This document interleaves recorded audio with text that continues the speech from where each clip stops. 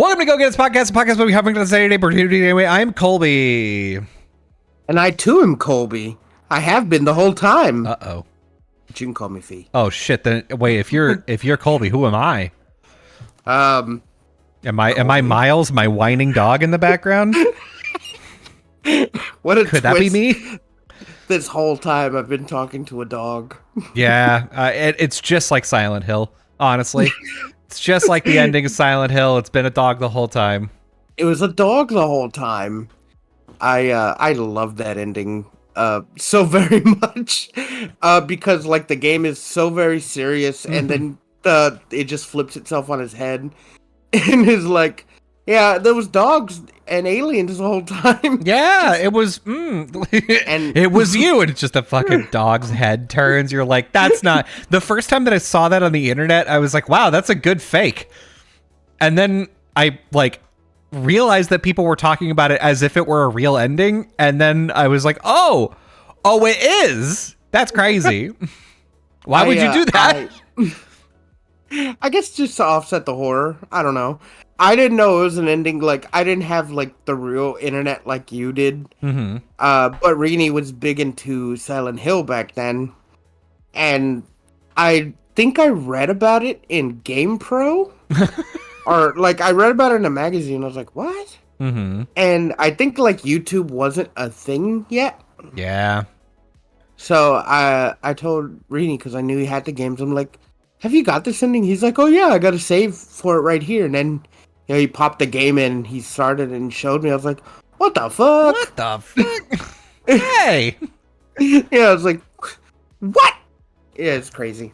I cannot believe that, like, this whole serious ass game, like, it makes sense that you would like make, especially something that's like as out there and wild as Silent Hill is like oh yeah, we've got nurses that have a bandage over their fucking faces and they're kind of low key hot, but also really spooky.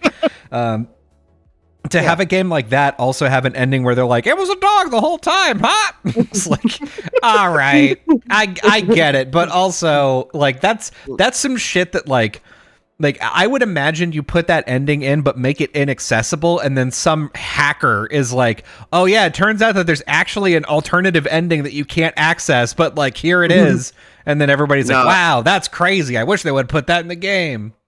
I very much love that they put it in the game. Like that, it's an ending that you can't get on the first run. It has to be your second or like third run, because you need to beat the game, and after you beat the game, like you get a key or something gets dropped to you on your second run. You can pick it up, and then like I think near the ending, there's like a door that was locked, and you can unlock it. And it was the dog the whole time. It's just the dog. In like in a surveillance chair, which like. There's a new Silent Hill coming out, right? And I really want there to be a dog ending. Just a new dog ending.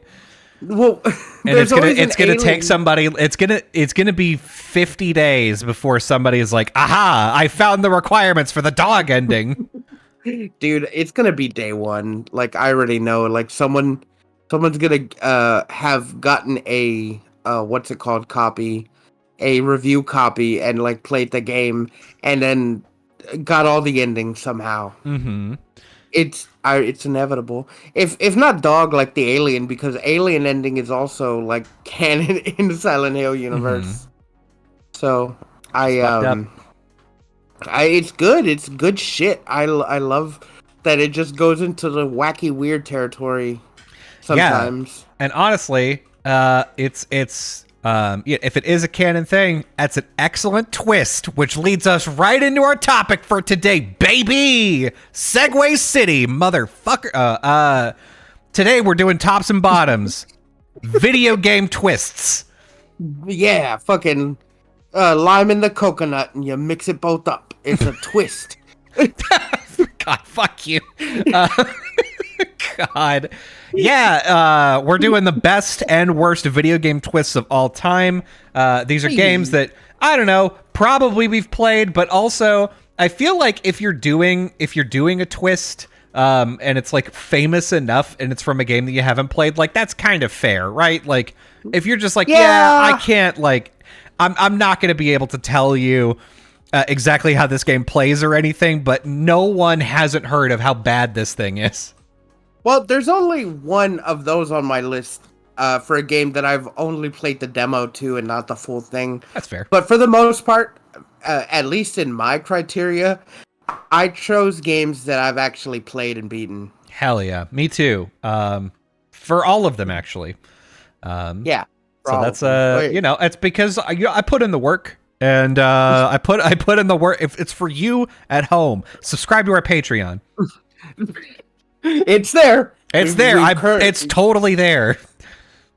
I'm just saying, like, I feel like, wouldn't it be weird if we made a Patreon, like, and then all of a sudden there's just like one or like two people subscribe to it, and I'm just like, who the fuck are these people? Yeah. Hey, who are they? Well, the other thing is, like, you can subscribe to our Patreon, but it looks an awful lot like going to Venmo and just Venmoing us $5 a month every month. If you do that, I mean, I'd be just as happy. All I'm saying. Honestly, whew, big fan of that.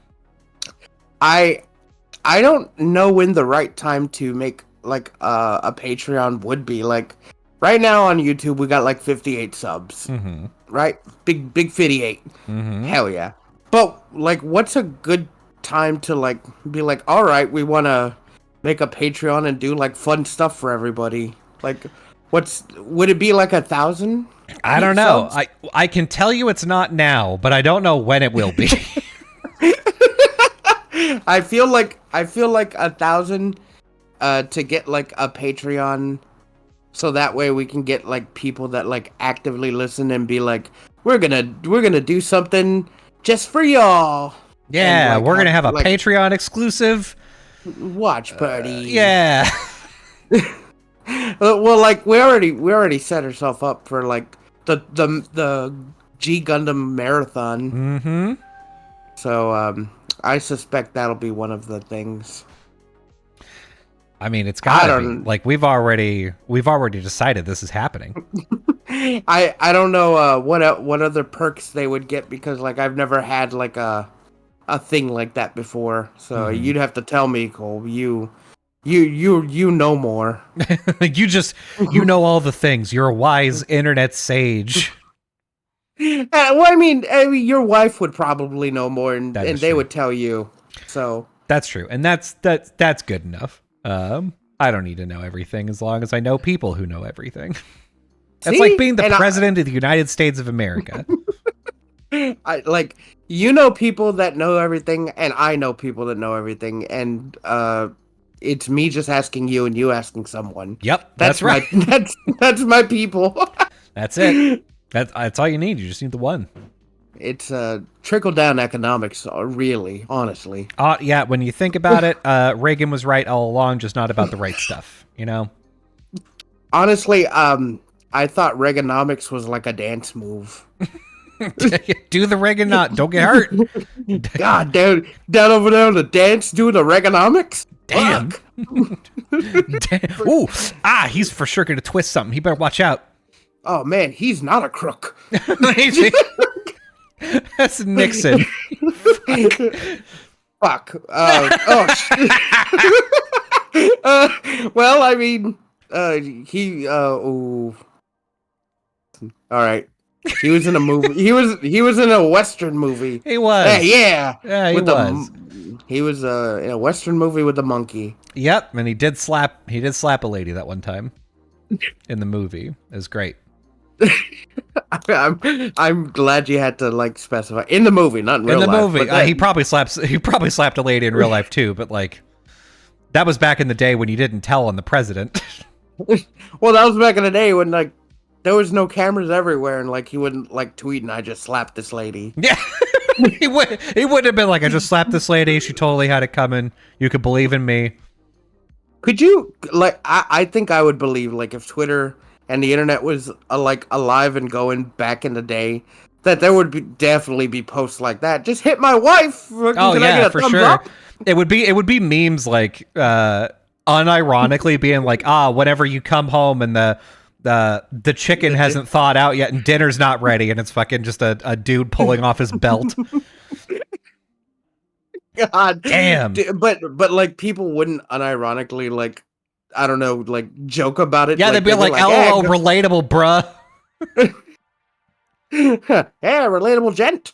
That your wife's being a scamp, isn't she? Yeah, I don't even use the belt anymore. I pull out a wrench. I use a sack of tangerines. It doesn't leave a mark. I have an oar that I have on the wall. And damn. I painted the word "the discipliner" on it. God, I throw her in a dark room that I painted pitch black, and I leave her in there for days. That learns her. Fuck. Well, I mean, I do keep my hamster jug full of water in the corner that she can drink from. It's fine. She's fine. She's fine. She's alive, God. So she's fine. Yeah, she's fine. She's a woman. She's barely human. Yeah, they're barely human. Sometime God. I toss her a magazine. Here you go, toots. Don't fucking go in the dark. That's a 1950s-ism. It right? Certainly is. Toots. Oh, what a good one. I don't know. I like the word toots. I wouldn't say it like with all the like misogyny behind it. I just think toots sounds fucking funny. Yeah, it does. I think it would catch someone off guard too. Like you're like, all right, toots. I ordered about an hour ago. Where's my food? Just yeah. They're just like, oh, there. Oh, hey. Anyway, getting off topic. Yeah, we got a whole list, Fee. We got to get through some stuff. There's content. Hell yeah, play the music. Do tops and bottoms. Sorry, the kid's into Elmo now, so that's the only song that plays in my head all day, every day. I'll say, are you fucking watching Elmo's World? I know that because my sister was into it. Yeah, I am. Elmo's World. They have Elmo's World has a new theme song, and it's that song, but much faster. It's great. I love it. Like it's the same song, but it's EDM. Yeah, basically, it's like a remix of the old song and faster. No, it's great. I'm gonna have to look this up. It's great. Later. The old one, like I only heard the new one for a while, and then I heard the old one, and I was like, why is this so long? Why is this so long and bad? Why is it so awful? Get it out of here. Elmo loves his crayon. Shut the fuck up. Elmo loves his goldfish. God. But you don't got Mr. Noodle anymore. Yeah, you do. In the new one. No, he's not the old guy. Yes, the old Mr. Noodle is there. New Mr. Noodles are there. Miss Noodle is there. Like all the dog is there. I thought the guy who played Mr. Noodle died. No. Are you sure? He was the same guy. He was the same guy in the Green Mile, and it was so jarring to see him there. Okay. So yes. Why did they replace Mr. Noodle? I'm looking it up. So yes, one of the original Mr. Noodles died, but there was another one that had happened at some point. Yeah, I guess I missed it in like the 20 years since I've seen it. Good old Mr. Noodle. Mr. Noodle and his brother, Mr. Noodle. Yep, and his brother, it's Mr. Noodle's sister, Miss Noodle. It's Mr. Noodle's poodle, Schmoodle. I hate that. I do too. Oh man, but like I said, it's really jarring because like I was watching Elmo's World with my sister, and then you see the Green Mile, and you're like, that's Mr. Noodle, and he's being just the worst person on death row. Yeah, you're like, damn, Mr. Noodle. Well, actually, no, because not the worst person. They shocked him without wetting the sponge and burned him alive. Yeah. So you're like, oh, Mr. Noodle! Mr. Noodle, no! Damn, Mr. Noodle. God, you didn't deserve that. No one deserves that, Mr. Noodle. Not even big terminal dumbasses like you. Well, I mean, that's why he's in Elmo's World. Technically, it's limbo, so... Yeah, that's where his soul is trapped. God, that's a horrible start. I want you to start We're gonna do. What do you want to do? Best. Yeah, let's do a best first, like last time. All right. Yeah, we can start with the best. Do you want to go first or me? I'll go first. Okay, go for it. So, here's one that I really like. Because the whole game it was alluded to, but everyone thought it was fake. The apocalypse was real in Far Cry 5. Ooh, okay. All right. I haven't played Far Cry 5, so this is good for you to explain to me and the audience. So in Far Cry 5, you are basically in like Red County, wherever, right? Like just hillbilly country. And there's like, you're fighting cultists, this one guy who's just like, you know, that God came to me and he told me he wanted me to rally everyone and, you know, to save you, the apocalypse is nigh. And the whole time everyone's like, man, fuck that guy. He's building a cult and he's like sectioned off all these areas and he's like poisoning people and like he's off his fucking rocker. Well, at the very end, when you confront him and have your big battle, like as he's like, you have him and he's all bloodied up. The apocalypse goes on. They drop nukes all over everyone, and you have to like scurry to like safety, with him, and it's fucking crazy because you're like, what the fuck? You the whole game you're just like, you're like very set that this guy is full of shit. He's just a cultist. Yeah. He's using people to like make his weird hallucinogenic drug, and he's trying to like overthrow everything. But he was right. Yeah, okay, so did God really come to him? Then? Like, No. is God real? That's the thing you don't know. I don't know if they go into the second game, Far Cry 5. I think it's called like New Age or something, which is like kind of Mad Maxy. It was like after everything had happened. I never played it, but I don't know if they went into it more in that game.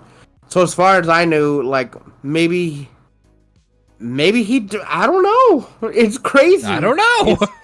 But it was like a really good twist the first time I played it. I was like, what the fuck? And I kept away from spoilers when I played that game. That's what I usually do when I play games. I try to keep away from spoilers. Yeah. So I genuinely didn't know what was going to happen. And like nothing, or maybe something I missed during the game. You're just like, to the fact that it was going to happen. But like, wait, did the fucking apocalypse actually happen? What the shit? Yeah, so like nuclear apocalypse happened, nuclear fucking fallout happened, it's crazy. It's crazy, but it was a good twist in my eyes. Yeah, that's it's because you know you don't expect that if somebody is saying some like wild shit like that they're gonna be right. Yeah, you just think he's like a religious zealot and stuff, and you're like one of the new sheriffs in town. And I guess you confront him at the beginning, and he's going on and on and on about it. But it's crazy. It happened. There's like Far Cry is also one of those games that also does weird secret endings. Like if at the beginning you don't do anything, like follow him or whatever, like it'll end the game be like, well, you just let him do his fucking evil deeds and you went on your way or whatever. Kind of like in Far Cry 4 when you meet when I think you're in like Vietnam and you go meet like the major bad guy and he brings you into his house. When you go into his house, he's like, hey, I gotta go deal with these people for 10 minutes. And then if you wait right there for 10 minutes instead of running away, he'll come back and be like, yeah, okay, we're not doing anything evil, and like it's like a good ending, but nothing happens. Nice. So I'm just gonna go deal with some people right now. I'll be right back, and you just hang out, and you're like, yeah, basically, you're just coming back soon. You're like, I'm getting kind of hungry. Just so like, that's why I like Far Cry. I played through Far Cry 6, and that game was pretty good, but like. It wasn't like really twisty. It was just kind of, it was all right. I wouldn't put it in like my top Far Cry, because like there's one weapon that once you get it, like you can beat anyone with it. Like you can just anything. It's like a firecracker like shooting rocket launcher, and it like destroys everything. And you can get it early in the game. Okay. So I don't know. That's That's just cool. me though. It is pretty cool, but like I guess 5 felt better because like I don't know, it felt not more grounded. It just I don't know, something about it just feels better. But 3 for sure is probably one of my favorites. Definitely more grounded with its apocalypse. Well, yeah, and there's a guy that travels through time. What? It's a side quest. Like the scientist makes like this portal machine, What the fuck? and like you're picking up parts, and like he's alluding to it, and then like he builds this. It's almost like a gate right out of fucking what's it called, Like that show Stargate? with like Stargate, and he fucking opens it and goes through it, and then you never see him again. Man. Okay. Fuck, it's crazy. It's a good game. I'm Thanks, just saying. Far Cry. Far Cry's fun. You can get a bear and a dog to be your partner. I mean, how can you say no to a bear? How can you say no to a dog? I know, right? But I'm just saying. I had the animal companions in my party more than I had the human companions. Hell yeah. But anyway, it is your turn. All right. I've got a list. And you know what? We're gonna go with a classic. All right. The old classic. Classic. BioShock 1, Would You Kindly? I fucking knew it. It's classic. The whole game in BioShock, you've got this guy on your radio. You don't know who you can trust. This guy seems like he's above board, but in general, you don't know who you can trust, and even if you're suspicious of him, you don't really grasp the fullness of the situation that you're in, because it turns out that your character not only just happening to come to Rapture, but your character being in a plane crash, coming to Rapture, and doing all of the shit that you do in Rapture in BioShock, all of that was planned. All of it was planned. You had been raised to be, you were brainwashed to respond to the command, "Would you kindly?" And if this person says, "Would you kindly?" that's it. You just have to do what they say. And there's a point in the game in which he says, "Would you kindly?" and ask you to do something after you figure it out, after you figure out that like that's what's happening, and you can't do anything else. And it's so like, I can't tell you how pissed off that made me. I was like, no, I'm not going to do it. I'll sit here for 20 minutes and I won't do it. And I went through about 5 before I was like, fucking fine. Stupid. I hate Stupid this. ass. Yeah, such a good game. He's basically a sleeper agent, right? Mm-hmm. I really liked that game a whole lot. I remember getting it on. I remember seeing Mike play it before I picked it up on the 360, and I played through it. And it feels really good. It's just one of those games that feels really good to play, and it's very atmospheric. You're underwater. You like the pressure and shit, like going off and on. Yeah. You got the big daddies.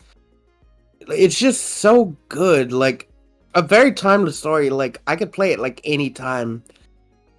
I don't want to say like there's not many games out there like that, but there is. It's just you don't see the twist coming until like at the very end when he's like giving his big explanation. You're like, what the fuck? Yeah, because, sincerely. Like, you just don't think about it because like you're used to people giving you like quests or stuff in video games, so you don't think about it. Yeah. And then when he explains it, you're like, but I was just what? Yeah. Like, You're like, hey, wait a fucking second. You can't do that. You can't tell me I was just blindly like listening to you. I was just doing quests in a game. I'm just doing the side quest. You can't do this to me. Yeah, it's like this was the first time that I'd played a game in which I was like, "Oh, what do you mean that I've been the? What do you mean that I've been duped?" Like it's what you don't even question what the backstory of your character is. You don't. Yeah. You're just like, I don't know. I'm some random guy that's in this random situation. That's crazy. Yeah. You're like, I'm the guy. And then they just like, they're like, I pull back the curtain and actually there's all this shit. And you're like, what? What? It's so good. It's so good. But the boss though was not really good. The final boss, the whole game, great. Final boss, not really great. Yeah, well, I mean, you could say that about like Cyberpunk as well, but like that's fine. Yeah, but we're not talking about the Cyberpunk doesn't have a twist. No, Cyberpunk. Yeah, the whole time, Jackie was just eating ramen. Yeah, that's the twist. Jackie, the whole game happened in Jackie's head while he was sitting there for weeks eating ramen. And he was just thinking, "Oh, all the cool shit we're gonna do." Oh man. Little did he know he had succumbed to what is it, cyber psychosis or what was it? And he was just sitting there reliving that moment. God, that'd be a sick ass twist. Yeah, I would hate that, but yeah, that would be a pretty sick twist. Yeah, so good one, man. That's I didn't want to say it's a basic bitch one because everyone knows that, but like as I'm getting older, I'm realizing that some people that are playing games now may have never played that game. Yeah, it's becoming a classic. Yeah, it's and I feel like it's I'm not going to say required reading, but like it is one of the games where like if you like action games, it's very, very high up there on the list of things you should be playing. I would say either one or Infinite are required reading. Yeah, I would agree. I would agree.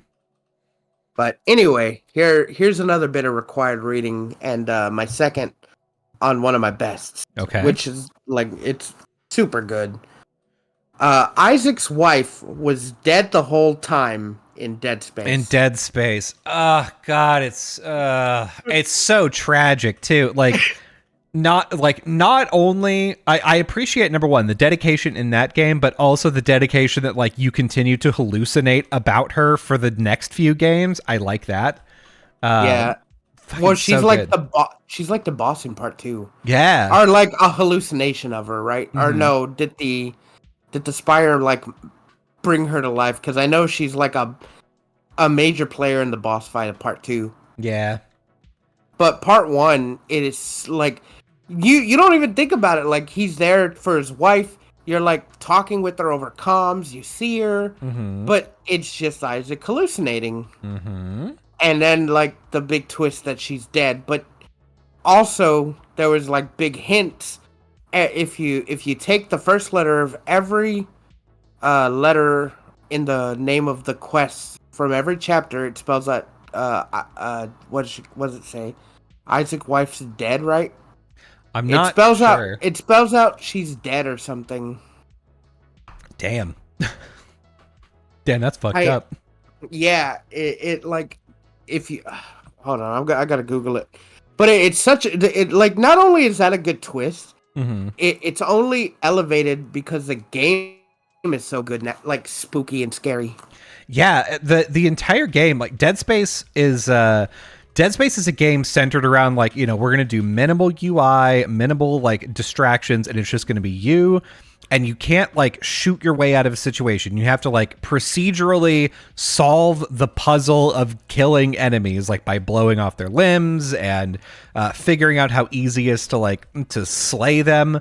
So like the whole situation is much more scary, and the whole time your constant lifeline is like talking to your wife and being like, okay, we're gonna figure out a way off of this like crazy fucking ship. It's gonna be crazy. And then by the end you're like, oh. Yeah, okay, so here it is. The if you take the first letter of each of the game's 12 chapters and line them up, you get Nicole is dead. Damn. I don't know if I learned that on the internet back then, or it might have been a gaming magazine. I was big into game magazines back in the day, more than I was the internet. So I learned a lot of my stuff from like Game Pro or Game Informer. But yeah, no, dude, it was such a good twist. And then Isaac being like the silent protagonist, the game is very silent. The game is basically fuck, what's that horror movie about the spaceship that went to the black hole that went through hell? The black hole that went through hell. Damn. No, the ship that went to the black hole into another dimension, which was hell, but then got spit back out, and they had to go and inspect it. Fuck. I'm gonna type into Google spooky. Because at first I was like Alien, and then you kept going, and I was like Doom. Shit movie. It's almost like Doom. It's a shit movie. Cool, nice. It's a ship movie. Oh, ship. No, got it. Not ghost ship. Hold on. Spooky horror spaceship movie. It starts with like an E, I think. Event Horizon. Event Horizon. So like that's a great, like, good actors. I like the movie. Some people don't like the movie because it's kind of like long, but it's very scary and atmospheric. It's kind of almost like Dead Space, except you're not fighting zombies, like you're just fighting demons, I guess. It's just hell. It's the hell. That's what happened. Like, fucking, the ship goes through a black hole, but the dimension it goes through is hell. Hell yeah. You find out. Yeah, exactly. Hell yeah. We love this. When it comes out like years later, and then they go and inspect it, and then like little by little, you find out the ship is alive. So it's weird. You're in the ship's butthole the whole time. You're right in its gonads. Just you were the splooge. You were the ham. Damn. But yeah, damn ham. Dead Space, good game. Play part 1, play part 2, play the remake. Don't play part 3. Listen, I played part 3. The best part about part 3, if I'm not mistaken, part 3 is, I think part 3 is the one in which, like, most of the way through, there's a machine that puts a needle into your eyeball. No, that's part 2. Okay, that's part 2. Okay, part 2 was the best because of that part. Yeah. And Isaac was talking in that game. Part 3 is where it's the co-op one. Oh, yeah. No, I didn't like that. Yeah, no one liked that. Part 2 was good. I'd even say get a Wii and play the Dead Space on the rail shooter game. Oh, why? Fun. I like on rail shooters. Like the Umbrella Chronicles on the Wii. Yeah, you would. Our House of the Dead. Our House of the Dead Overkill.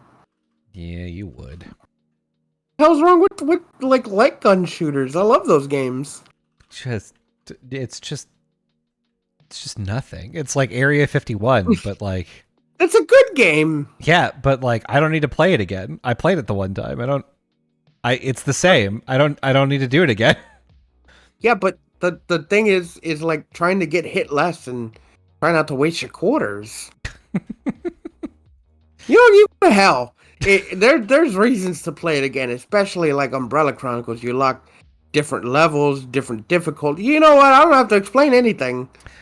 Go to hell. All right, here's my next good video game twist. I think after this we got to dip into the bad ones just to get some bad juice flowing. Next one. Bad juju. You are an asshole in Shadow of the Colossus. Oh, okay. I was like, Kobe, me? Oh, that's it. Yeah, that's it. You're an asshole. No, in Shadow of the Colossus, if you haven't played it, basically it's a game without words, effectively. You lay down your dead girlfriend in the Forbidden Lands, and then you get to go and you have to go get him. You have to kill I think Colossi. 13 Colossuses, something like that. Yeah. But you have to kill all the Colossi. And then like the understanding is that then you can bring back you could bring back your dead girlfriend. Yeah. But the whole time that you're doing it, if you look, like by the end of the game, you figure out like, oh, like I'm actually reviving, like what I'm doing is I'm piecing back together parts of like of an evil god that's been separated and sealed away inside of these things, right?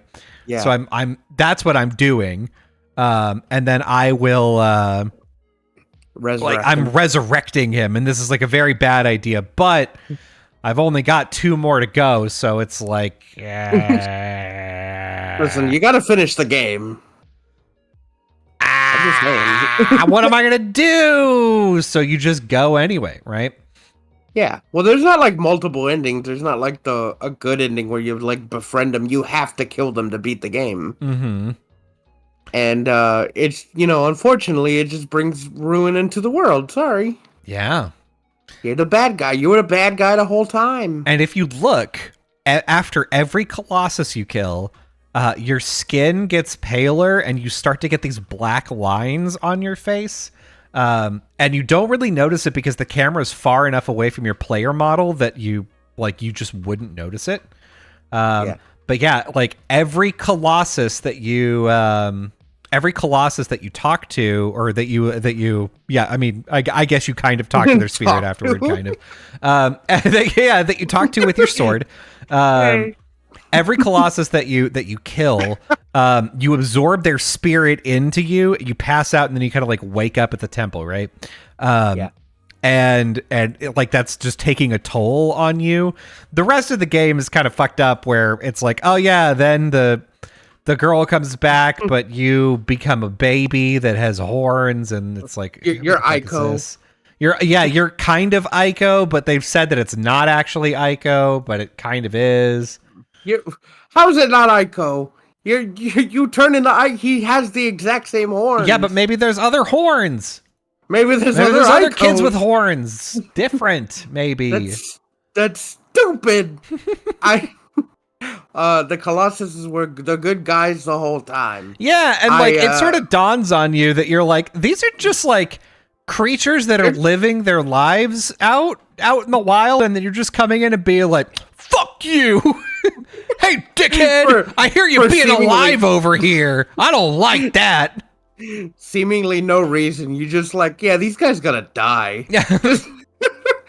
I don't like this. I don't like you. I don't like the way you look. In fact, I don't like this world. Mm-hmm. Just destroy it.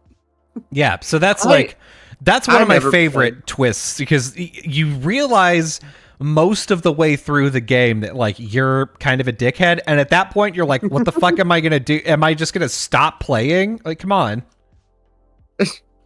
No, I think I feel like the implication is, you know, what you're doing is bad even if you learn halfway through the game, but like there's no way to change it. Mm-hmm. And the hopes that like when it like time comes at the very end, maybe there's a way, but there's not a way. Yep.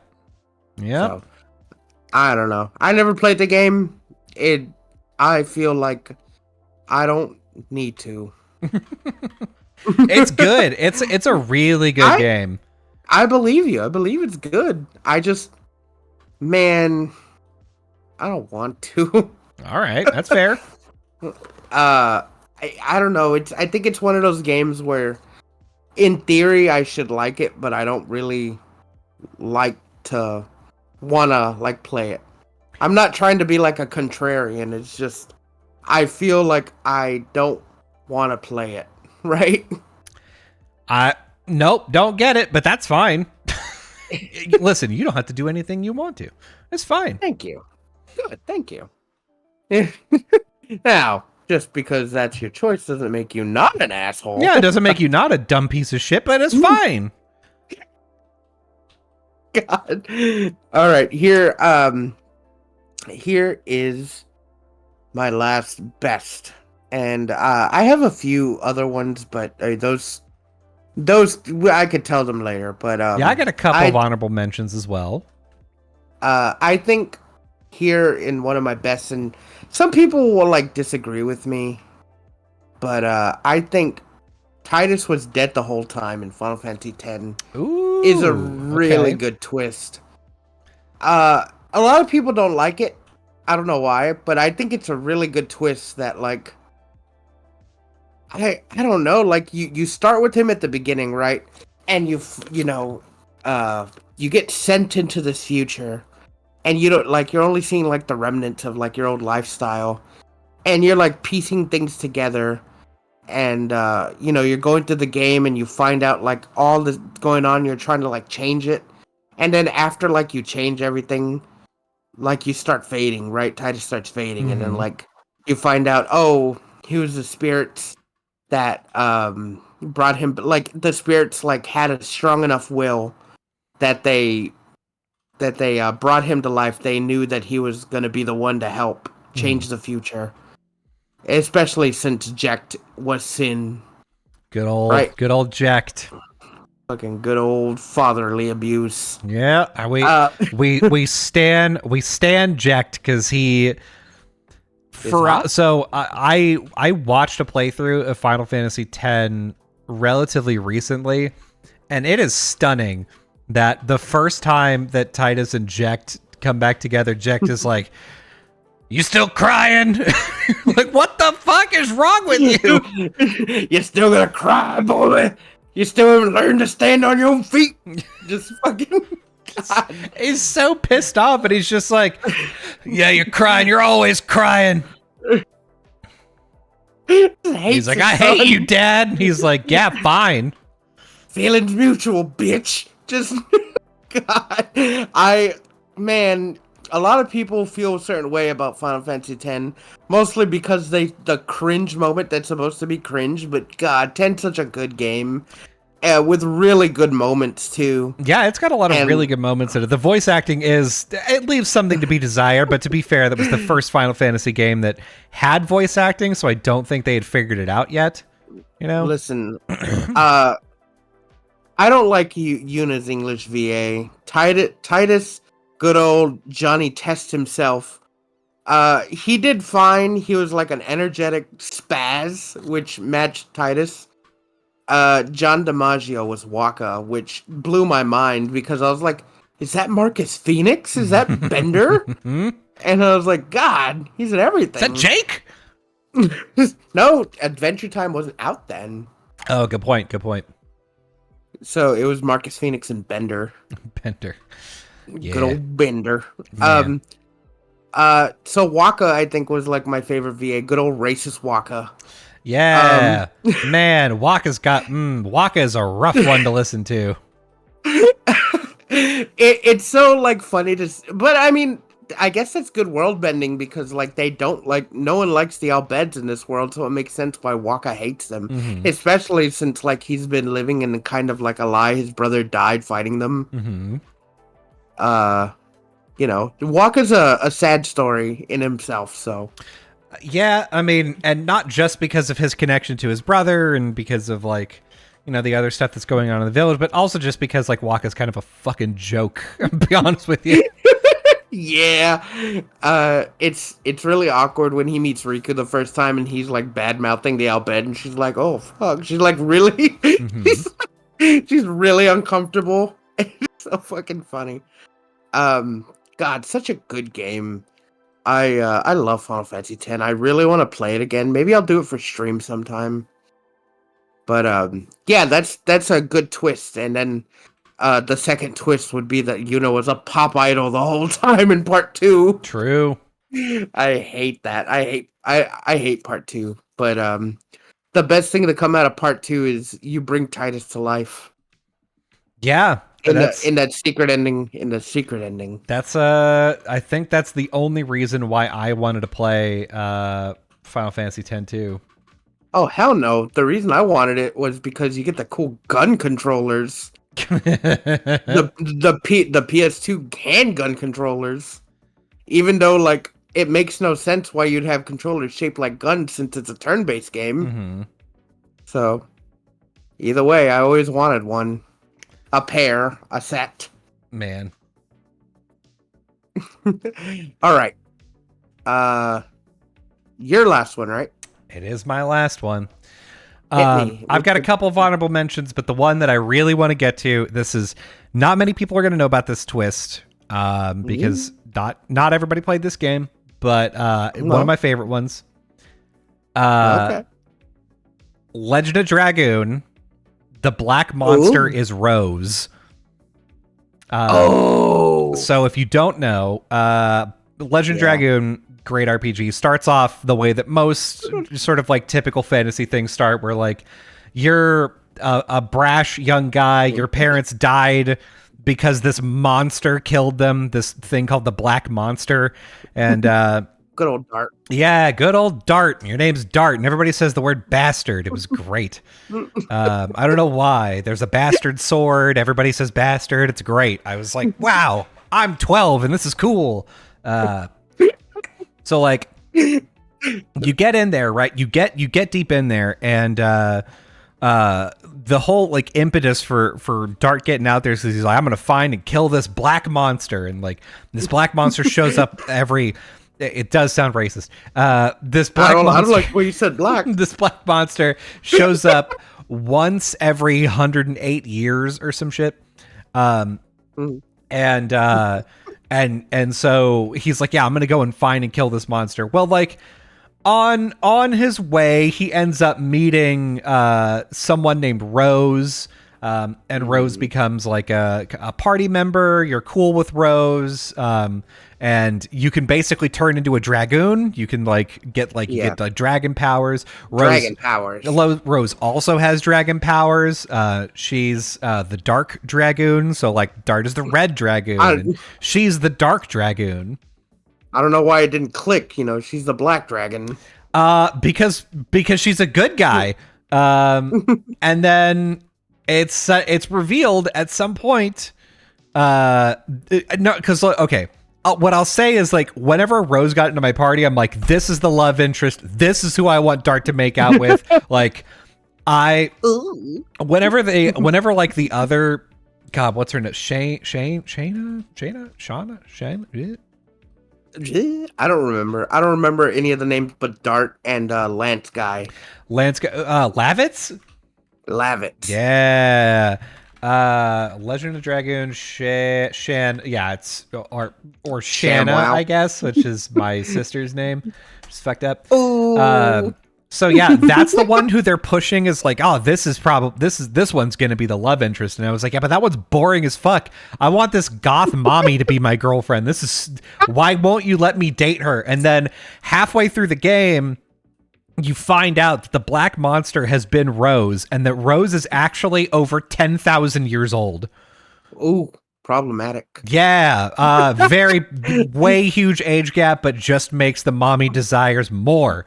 So this is the first time where I was like, I loved you. I've been betrayed. How could you do this to me? You're my girlfriend in my brain and not in the game at all. I trusted you and you betrayed me. Everybody betrayed me. You're fucking Alfred. You're like, you trusted me and I betrayed you. God. And like as things progress, it's been a while since I have played this game. As things progress, you find out like the black monster is like actually supposed to do a good thing, and like the black monster is kind of like a fine thing. It's no sin. yeah, kind of like it's kind of a cyclical thing, but also then it's like, hey, low-key, why'd you kill Dart's parents though? I don't know if they ever answered that question, but it is, now that I'm thinking about it again, I'm like, hey, but low-key though, why you killed Dart parent, huh? Well, I mean, does she have full control when she's a black? I haven't played the game in years, decade probably. Man, we should play it again. God, I'd love to. I'd love to play it again. I'd love to get paid to play it, God. God, yeah. I'd love for a bunch of subscribers to subscribe so we could play it together. Yeah, hell yeah. That's gonna be our first let's play. Go get his game, fucking Legend of Dragoon. Legend of Dragoon, and it's gonna be one YouTube video that is just 40 hours long. God, I will pay myself to edit the video. I don't want a 40-hour long video. God. Yeah, listen, that's the secret, Fee. You just don't edit it. You just don't edit it. I know several. I will pay one of the editors I have on fucking back call to edit these videos. I don't want, like, no one wants to watch a 40-hour video. They're like, listen, I will do this for you. I am gonna need $1,200. I can't do this for any less. Listen, we're not gonna play and beat the game in one sitting. Presumably, we will fucking split it into pieces. Nah, dog. You don't have 40 hours to sit. You have a child. Listen, that's the thing. That's why we have to do it in one sitting. I can take 3 days off. I can't be taken for multiple play sessions, Fee. That's it. We just gotta go. We gotta go as fast as possible. Can't stop. Won't stop. Honestly, yeah, I mean, that actually could work. Take 3 days off.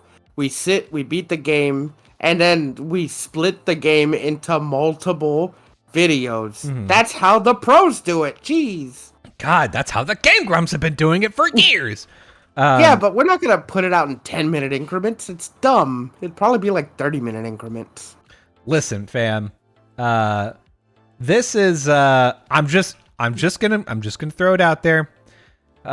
If you want to play a classic RPG, you could do worse than doing Legend of Dragoon. Legend of Dragoon is, I would say, the people that played it love it. The people that haven't played it have never heard of it. So I think you get up in there. I think you play some Legend of Dragoon. And now that you know a major spoiler, but also, I don't know, Rose isn't any less hot. So here, it doesn't make it so hot. Listen, she was like a goth, you know, in a time where like goth, the aesthetic was like at its peak hotness. Mm-hmm. I mean, it's only just resurfaced recently that people are like wanting big titty goth girlfriends. Mm-hmm. So like, I'm just saying they're all of age in that game. I think. Yeah, this is I think there's one character that's a little Dart, but right? No, like I mean there's the one dragoon that kind of, she's got a hammer and she looks like a fairy. Yeah. She's very small. Why she's got that lolly aesthetic? No. that's where we draw the line, Fee. We're better than those people. We are better than those people. I'm just saying, but if she's like 20 and she has that figure, like, come on. She's 1,000 years old, Fee. It's fine. Listen, I'm not gonna go there with 1,000 fucking Miss Kobayashi Dragon Maid. I love that show. Do I want to bang the weird kindergarten dragon? No, ew. Do I want to bang like the short one with big huge honkers? Well, I mean, well, no one asked, but I'll tell you. I'm just kidding. Whenever I watch anime, I'm never like, man, I want to bang that girl. Like, I think that's weird if that's your first thing you go to if you're watching an anime. You're watching an anime, you're like, fuck, that girl would look so hot in my bed right now. Hell like, yeah, that girl would look great wrapped around my balls. Like whatever that means. It's cool to think girls are like cute or whatever, like they have that cute aesthetic, but like I think immediately being like, oh man, I'd fucking I don't know, I'd put her in my pants and let her fight to get out. I don't know. Damn. Anyway, we're moving on to worsts. Let's get it, Fee. So, it's you show me what your worst is. Do your worst, Fee. I have one worst that's gonna be my number one, and I hope you don't take it. But also, I'm saving that one for last because that one really made me angry. Okay, all right. We'll see. I've got a number of them, Fee. One of them is gonna be a big surprise too. Okay.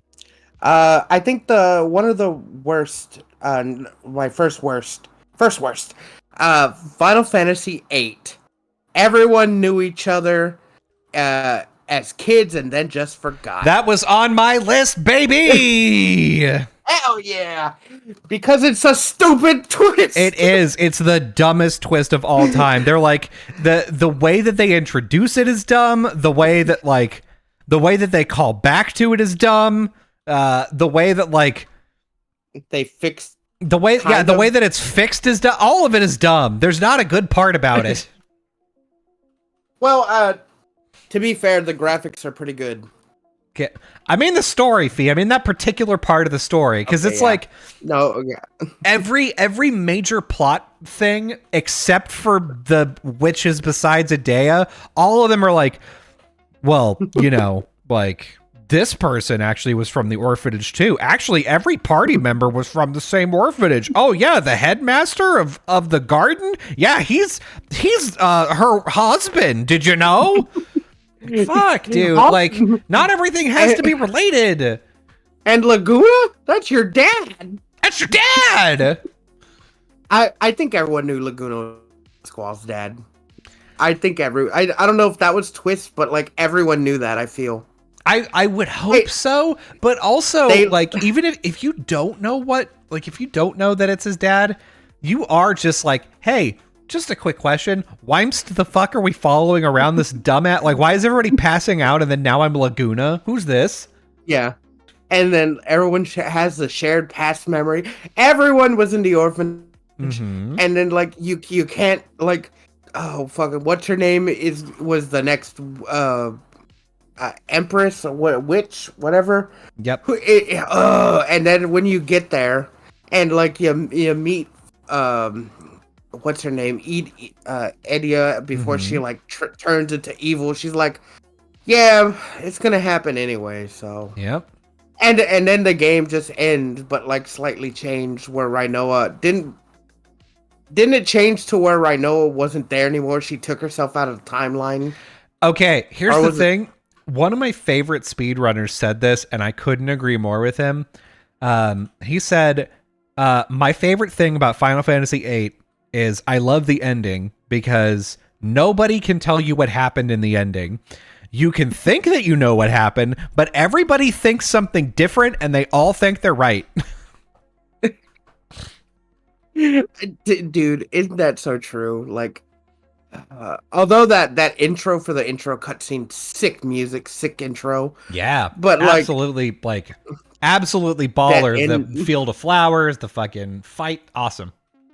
That ending though, oh, but everyone's happy now that I guess Rinoa took herself out of the timeline. I presume. I fucking know. The thing is, that's what you think. What I think it is there's a cyclical time loop in which you defeat this witch. She's almost dead, and then you go back in time and you show up at the orphanage, and then Adia's like, well, she's a dying witch and I've got to help her out and absorb her powers. And then that's how she becomes who she becomes. And she talks to Squall and she's like, oh yeah, that kid's always crying.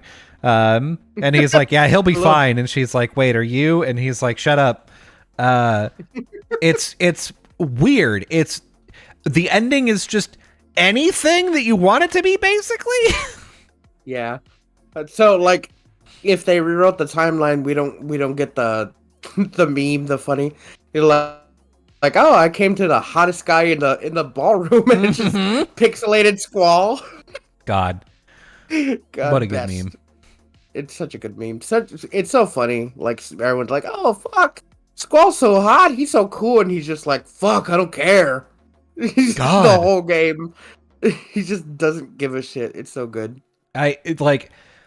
Playing it as an adult is really frustrating because you're like, God, you don't have to be such a fucking teenager about everything. But also, there are a lot of people that are like, Squall, you got to figure this out. And he's like, Doug, I'm 15 too. Why are you all treating me like I'm some wise old sage that knows what I'm doing? They're like, Squall, yeah, no shit. you gotta figure it. Oh, you're the one that has to be in charge. And he's like, why? I have the same information as you do. Just yeah, but you're so smart. You're so smart. Yeah. You're the leader back in the orphanage that we don't all remember. Mm-hmm. God, I hate that's so stupid. Anyway, I like and hate that game. It's fun to see someone play, but it's not fun to play yourself. Yeah, I guess it is. It is.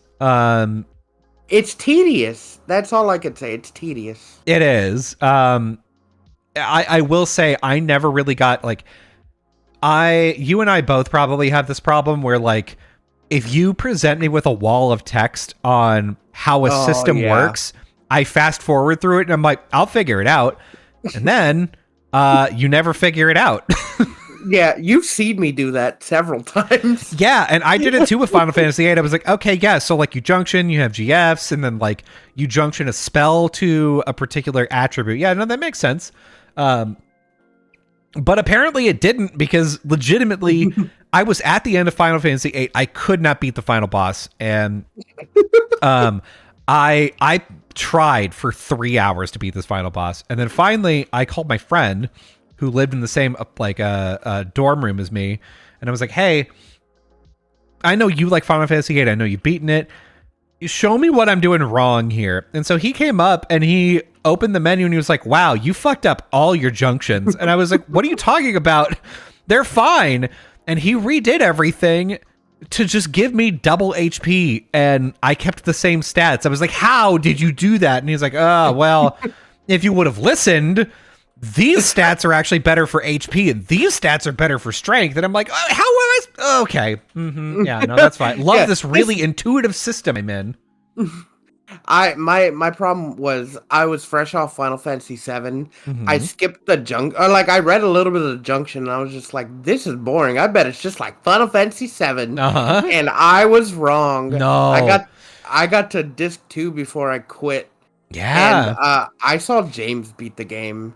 And I was just like, man, this is stupid. And he's like, yeah, but I like the story. And I'm like, okay. All right. Like, James, you're so weird, James. Like, I probably talked about it before, but James is like, he will play a game, and even if he hates it, but if he likes the story or like something about it, he will beat the game, like, begrudgingly. Yeah, can't relate. And I can't either. I'm just like, I'm almost mad that he can do that. Yeah, because like there's so many games that are locked away from you that like probably would be cool, but like, man, if the gameplay is boring, or if it's like if it's one of those things where you start the game and then it gets like really boring halfway through, or what, like I can't anymore. I'm not interested. Yeah, I'm not having fun. I feel like I'm wasting my time. Yeah. So, anyway, the Final Fantasy VIII is like all of just what we said. You either hate it or you like it. So, but that's the twist. That's so stupid, though. Either way, it's your turn. All right. My first bad twist. Do you want the one that's going to be the biggest surprise up front? Yes, because I don't know if that's my big one. The biggest one up that's going to be a big surprise to you is that Xanarkand is kind of a dream and Titus is dead the whole time. I think that's one of the fucking worst ones. Oh no! I'll tell you why. And I didn't want to do this during yours. You saint. Because it's the details that you have are kind of wrong and kind of right. So Xanarkand is basically inside of a bubble protected by the faith. It's like the hymn of the faith is keeping up this like protected microcosm. It's a real place that you can go to. It's a dream of the faith. And so it's this place that's like preserved by the faith whenever like sin is created, in order to like make sure that, everything is far away and that like this place is like separate. Right. So it does really exist, but it is a dream that's created by God effectively. And then when you kill God, you like the dream goes away. The reason why that's Yeah. a bad twist. You explained how this worked, and you were wrong. Okay. I explained how this worked. I'm probably wrong too.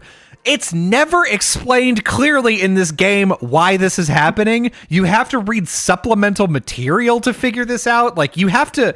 This is one of those things where you finish the ending, and you go, wow. Why? I gotta watch an hour-long YouTube video on why that's the case. Hey, sometimes that's part of the fun. Sure. But it's explained so badly in the game that, like, how can it be a good twist? They didn't tell me what the twist was.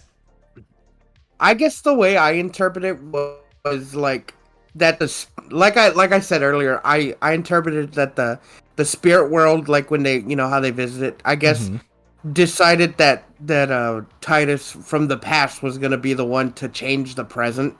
So they like put all their spirit energy into bringing him back to be. I guess him and Orin. Nope. Yeah, well, that's how I interpret it, so fuck you. Yep, and it's wrong. There's legitimately a bubble somewhere on Terra, or Gaia, whatever they call the planet in that one. There's legitimately a bubble somewhere there in which Xanarkand is a real place, and Jecht and Orin left the bubble and were similarly picked up by the Albed, I believe, like Titus was. Same thing with whenever Titus leaves, basically the bubble has popped, or whatever. Yeah. He leaves, and he's now inside of like the wider world, but he still exists because the dream still exists, right? And so when he kills Yu Yevon, the hymn of the faith stops and the bubble pops, right? The bubble, the dream is no more. Yeah. But Xanarkand was a real place. His Xanarkand was a real place. He is a real person from this dream.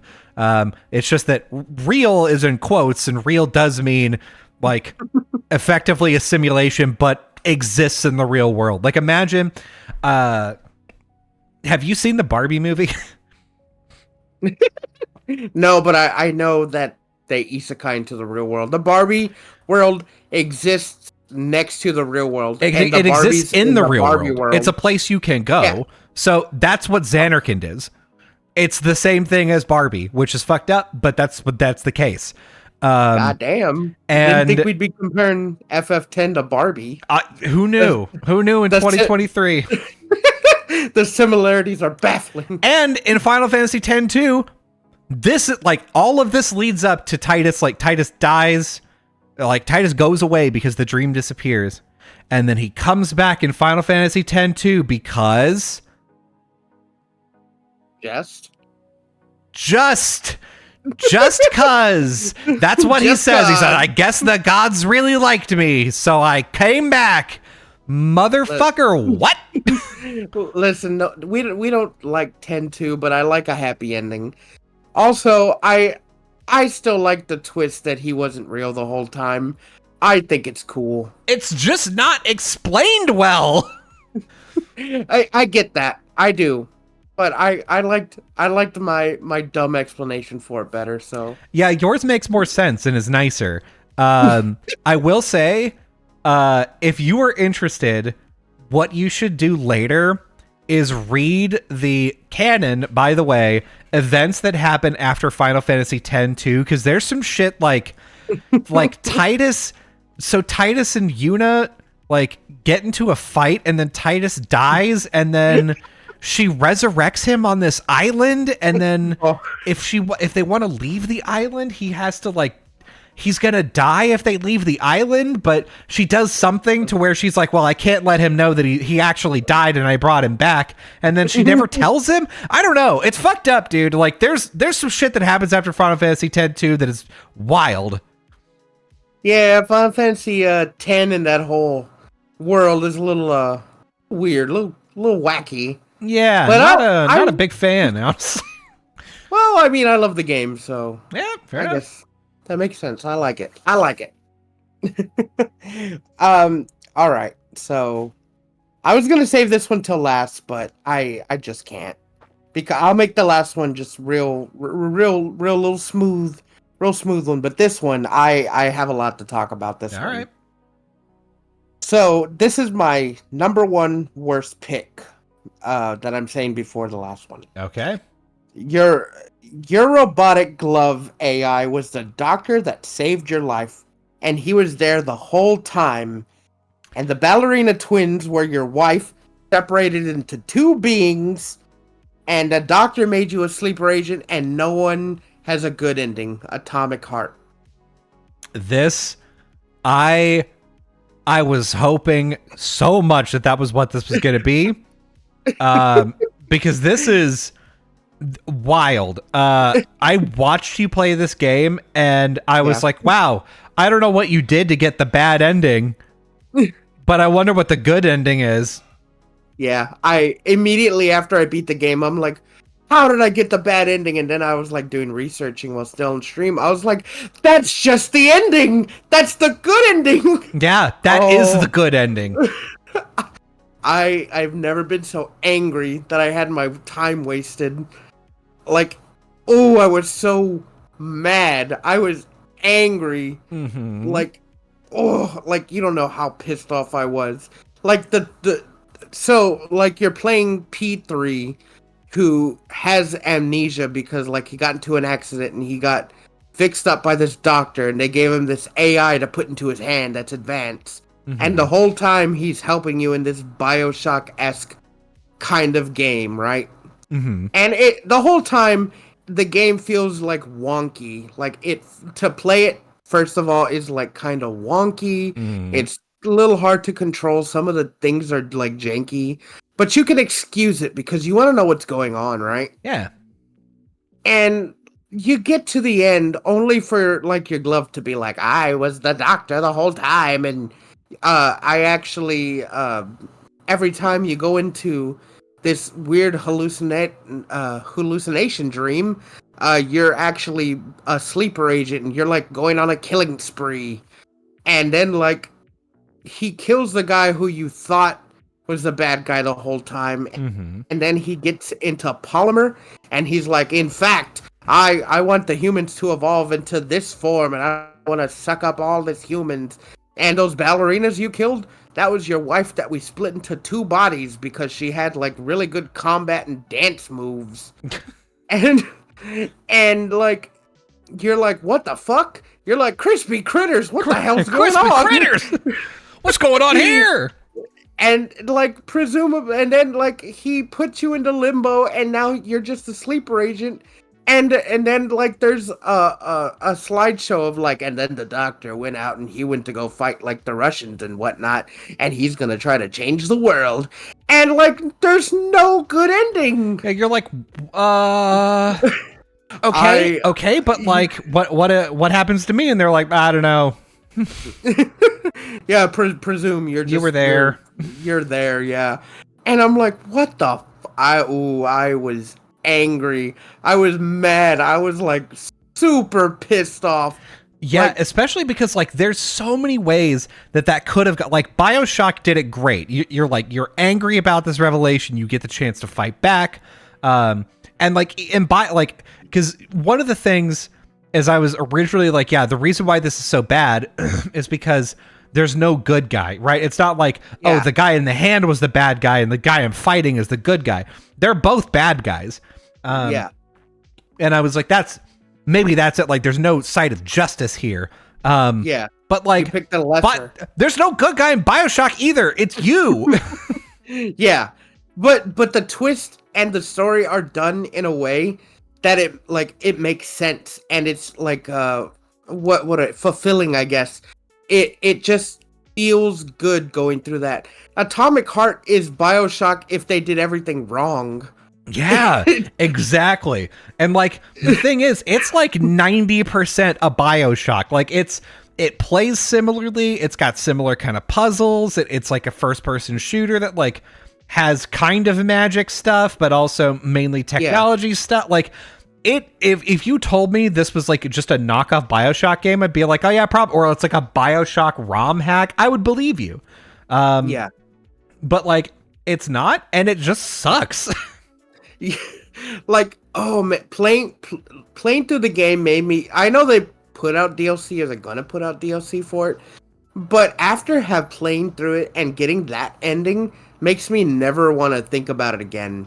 Because Yeah. like, the game, like the combat is like sluggish.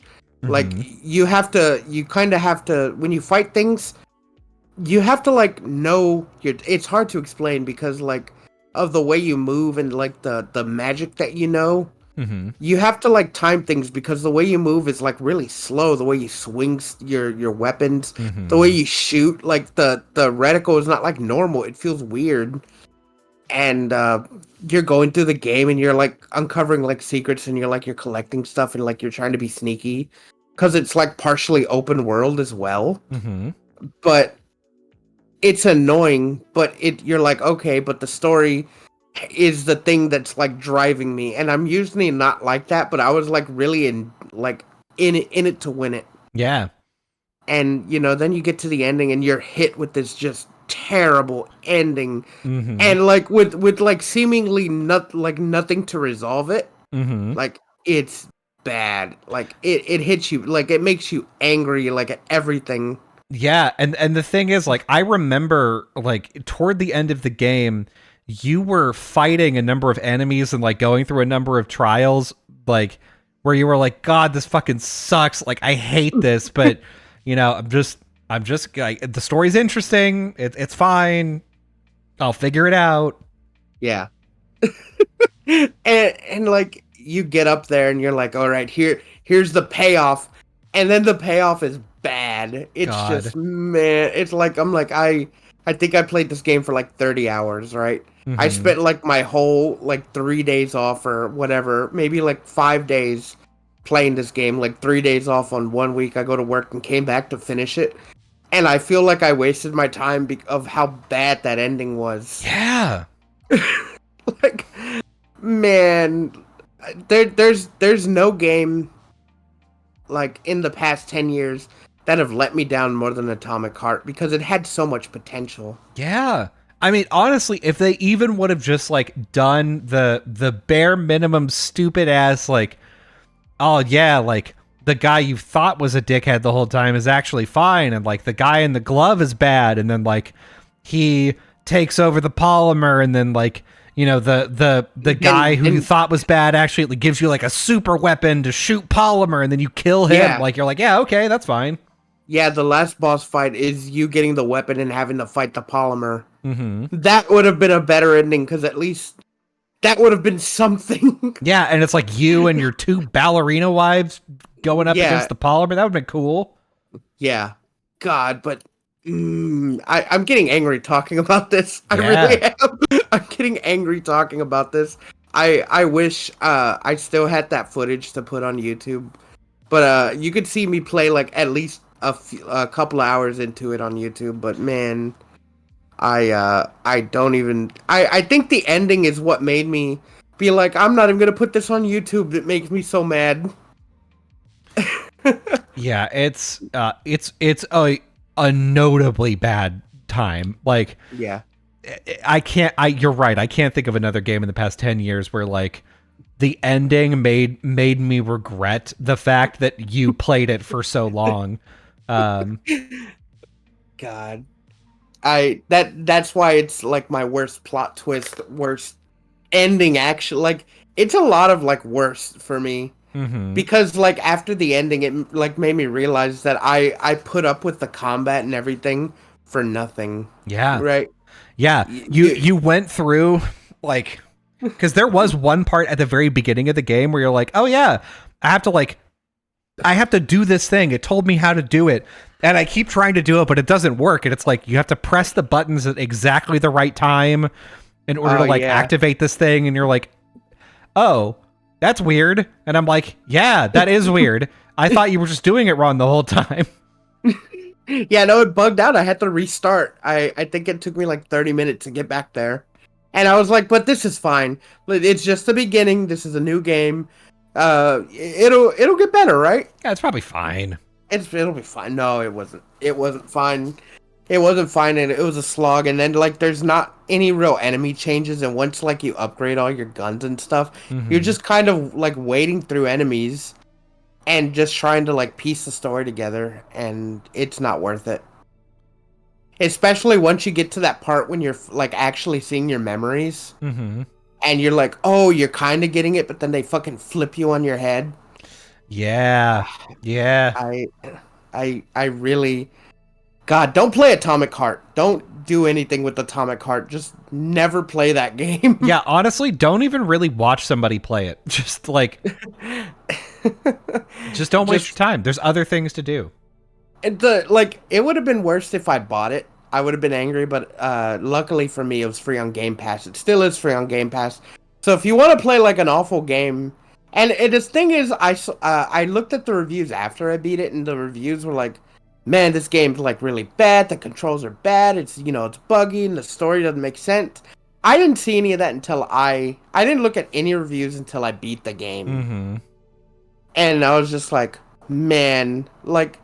It stupid me. I don't like read reviews before I decide I want something. So like this is the one time that I should have, because it was there the whole time. Yeah. Like I said, it was free. So I didn't lose anything but my time. But time is so precious. It is so precious. So yeah, that was my big one. So I'll hand it off to you. All right. My next one is we're gonna do sort of an old game. And it's not even a major part of this game. And this game is like by all means a pretty good game, and there are some good twists in it as there are. Metal Gear Solid 2, Iroquois Pliskin is Snake. So, if you don't know, Metal Gear Solid 1, you're playing as Solid Snake. Metal Gear Solid 2 gets announced, and you're playing as someone else. And you're like, why? Why am I playing? Why am I not Snake? Yeah. And they're calling this new guy Snake. They're calling him Raiden, but like he's got a code name or whatever. So like you're meant to be like, oh, this is the new guy. The game starts off with you playing as Solid Snake, and then it switches to this guy. And you're like, oh, I guess I play as this guy. About halfway into the game, you meet Solid Snake, but he's like, nah, I'm not Solid Snake. My name is Iroquois Pliskin. And you're like, what? I am pretty sure you're Solid Snake. Nope. Iroquois Pliskin.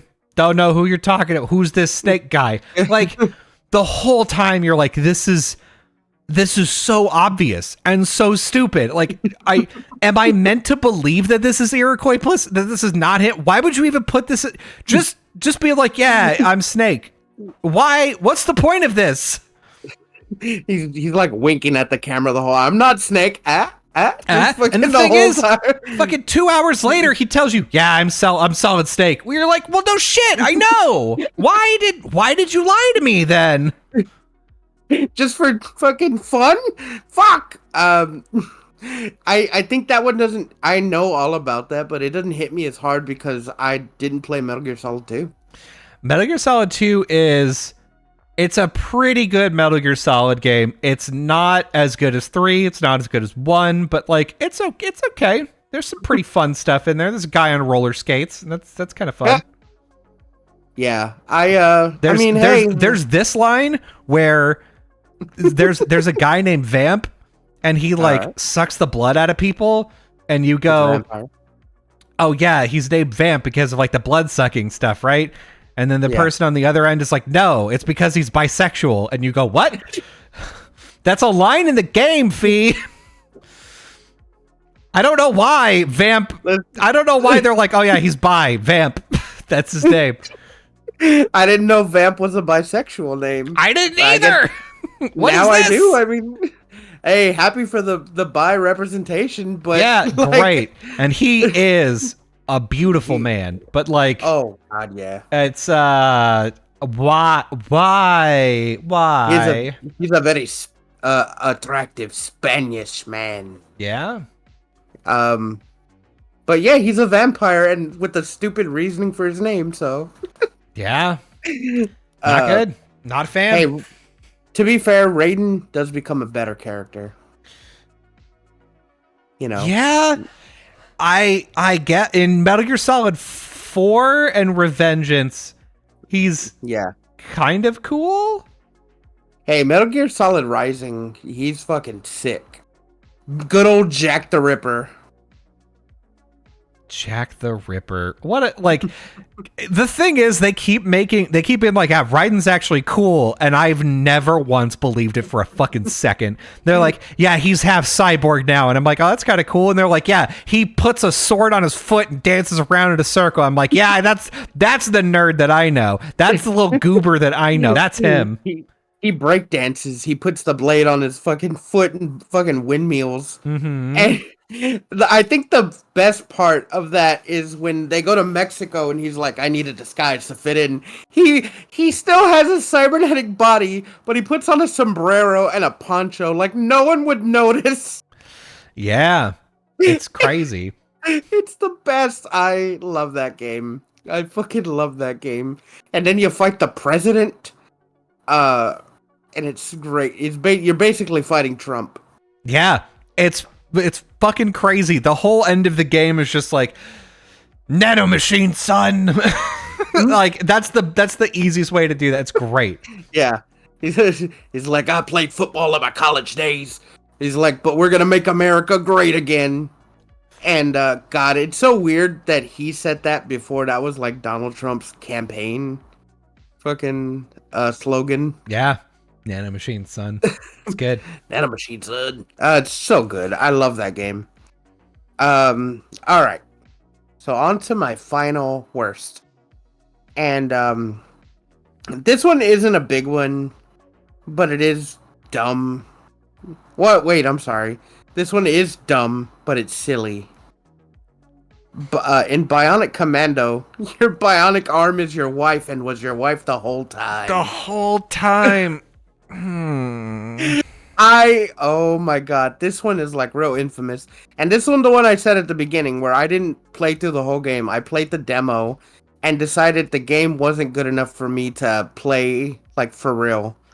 And then like shortly after, everyone was dogging on it because he's going through like Nathan Spencer. He's going through the game with his stupid dreadlocks, trying to find his wife. And then at the very end, they're like, well, that bionic arm, like on your right side, on your left side or whatever, is your wife.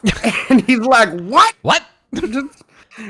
Excuse me, what? You're like, yeah, exactly. You're like, what? It doesn't make sense. It's stupid. Hey, quick question. How'd my wife get in there? How'd that happen? I honestly, I don't know what they did. They fused her like ashes or something into the nanomachine. Yeah, I don't know. Is it like a Neon Genesis Evangelion thing where they're like, that's her goop. I don't know. Yeah, her soul got embedded into this fucking rope. I don't know. Yeah, we put her soul goop into your arm. It's so stupid. Like the game, I was thinking about playing it because it's like $2 on Steam. Yep. So I'm like, should I play this stupid game or not? Here's the thing. I don't see why not, because now you know that like awful ass twist is gonna come, and you know that in the beginning of the game, if the guy is like, yeah, I've got to find my wife. Like, my wife's being held at a government facility, and they're like, your wife was with you the whole time. You'll be like, yeah, I know. And the character's like, oh, what a twist! Just fucking, God, it's so stupid. But like, it's one of those stupid twists that doesn't. I wouldn't say it ruins the game. I just think it makes it sillier. Like, I don't know how like serious the game is. I think they want it to be serious, but it's like never serious. Well, yeah, his arm looked like hot dog. So like, what are you gonna do? Your arm looks like hot dogs, and it's your wife. You got a hot dog arm wife. You can't have a serious game.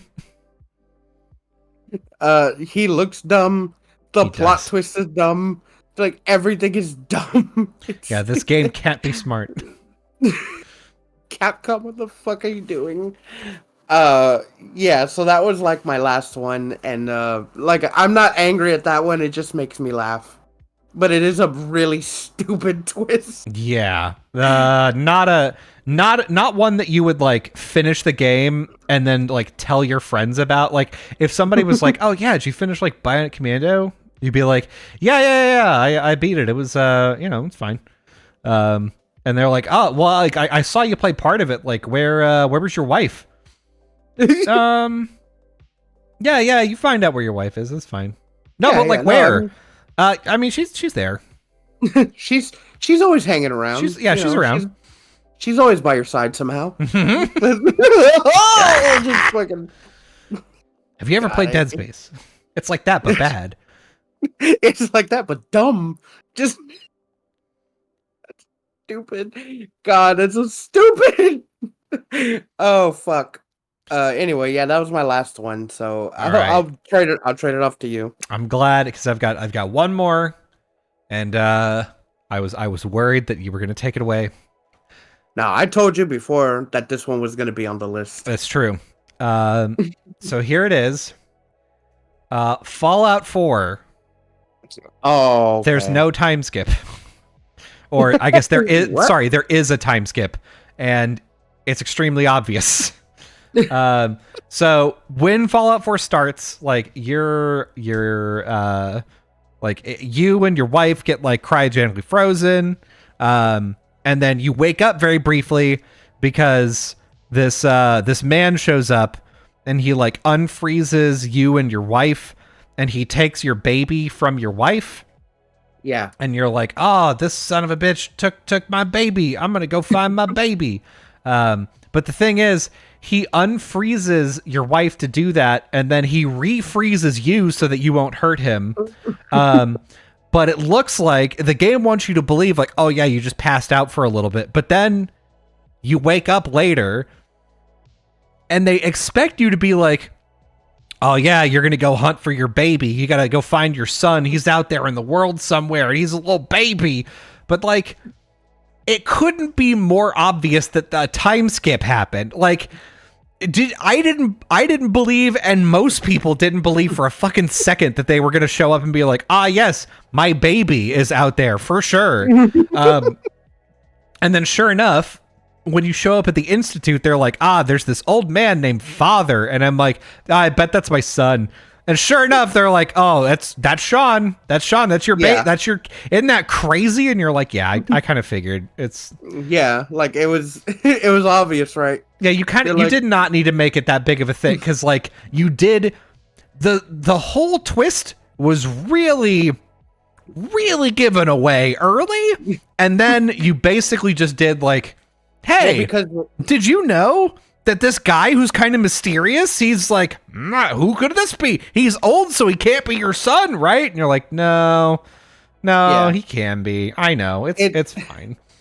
It's obvious because like the main antagonist is kept ambiguous. Mm-hmm. And then you don't see your son, no one ever sees the baby. Like, it's obvious. You're like, okay.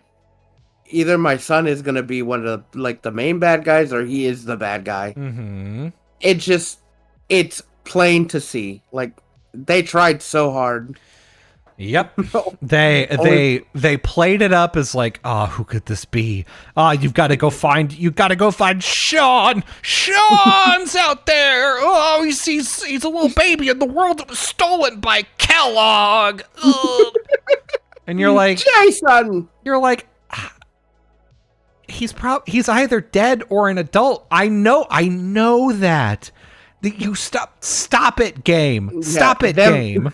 Them showing that they stole him at a young age really telegraphed the ending. Really did. Like, there was nothing surprising about it. I was surprised by some things in the game, like, you know, just like, oh yeah, you can only teleport to get into the Institute, or like, oh, there's a couple of like side quests that are interesting, or like exploring other people's backstory. But the actual storyline, no, nothing about it was like, Nothing about it was remotely surprising. It was interesting, not surprising though. Yeah, I think once the a lot of people like it, but I hate like crafting my base. I do like crafting stuff like that. I just didn't like how Fallout did it. It was very cumbersome. Yeah, it was. It like the entire like a base building system. I did because I think you have a there's like a required quest to do it. But you only have to do it once, and so I did that and was like, well, never doing this again. That kind of just killed the run for me. I've never been big into Fallout, and I was like, well, everyone says Fallout 4 is good, and it like feels better than 3. And I was like, okay, well, I'll give it a shot. And then I played through it, like a lot of it, and I was like, this kind of feels sloppy, and I don't like it.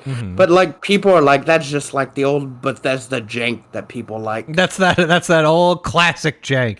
Yeah, I will say I am like Starfield. I think is coming out soon, and I want to play it because it's basically like space Fallout or space Elder Scrolls, and I'm into that. So we'll see. Well, the thing is, like, so I liked, what was that other game that was like space Fallout? Oh, Outer Worlds?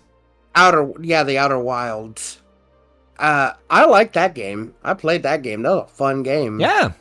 It felt better than anything Fallout did because you didn't have to build a base. So damn. Yeah, so if it's like that game, I'll play Starfield, but like I keep hearing that it's going to be a huge game, not huge in scope but huge in file size. Yeah, I bet so. I mean, that's the thing is like every year games just get bigger and bigger. God, Baldur's Gate 3 is fucking huge. I bet so. Fucking 22 gigs. Yeah, for like a top down, like for a like what looks like an isometric game, you would assume that they would be less, but no, it's not isometric actually. It's it's kind of a top down, kind of a isometric. It's like a third person clicky thingy. You can position the camera really close to you and have it be like just like a third person venture. Or you can like have it from the top to get different angles. It's more strategy than anything.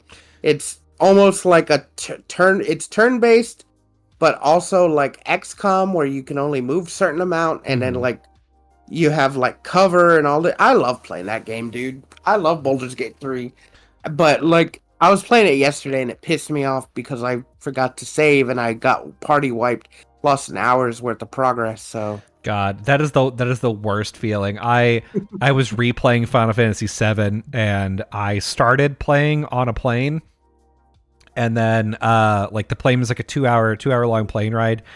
We started our descent, and so I wasn't paying attention, and I ended up dying in a boss fight. And I was like, "Oh fuck! I haven't saved since this plane took off. God damn it!" Were you really gonna keep playing? Yeah. Honestly, this was like I was going on vacation, so I was like, oh yeah, I'm just gonna play Final Fantasy VII while I'm on vacation. It'll be great. Wait, classic or remake? Classic. Oh, okay. Yeah, that sucks because Midgar's kind of a slog to get through. Yeah, but 7's still a game I recommend. 9 more than that. I just saying, play 9. Better Final Fantasy. I mean, you're wrong, but that's okay. I'm not wrong. Yeah, you are.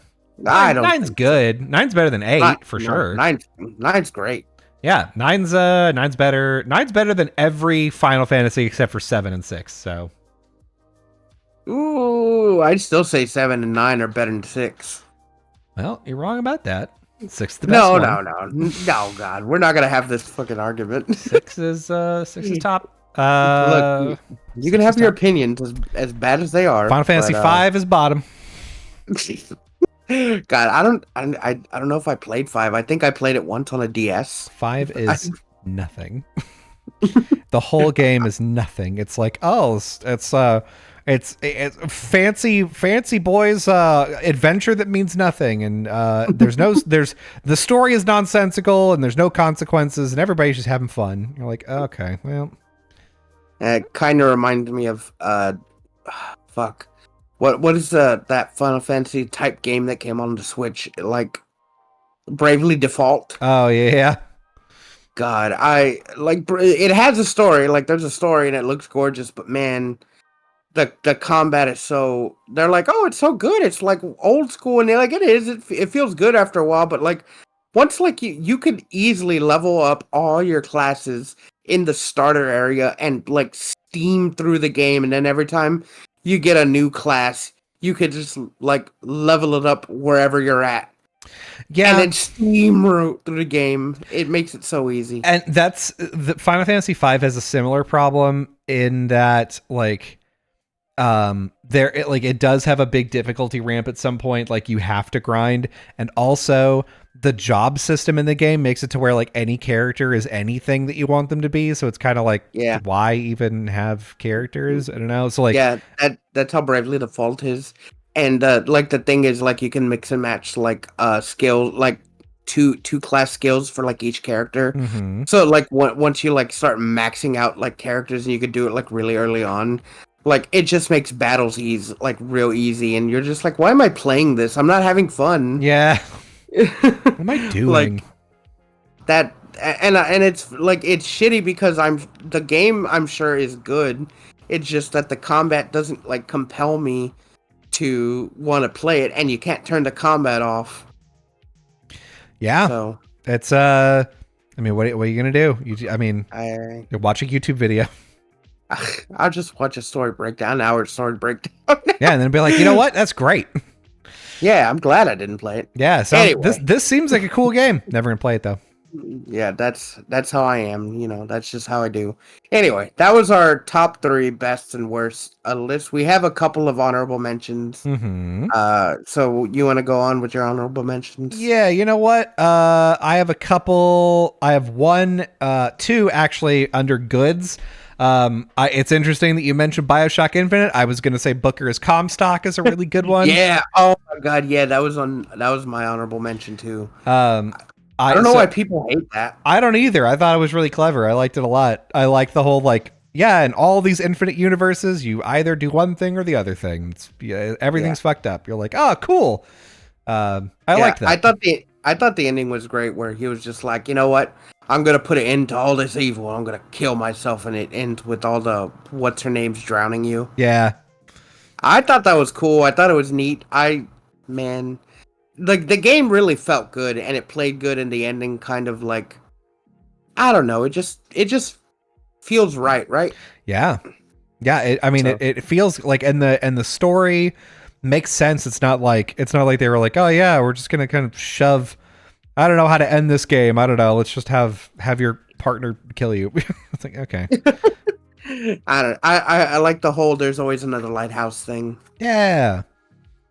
So it kind of like brings it back to Rapture, which I think that's where the DLC takes place in, but I never played the DLC. Mm-hmm. I have the DLC, never played it.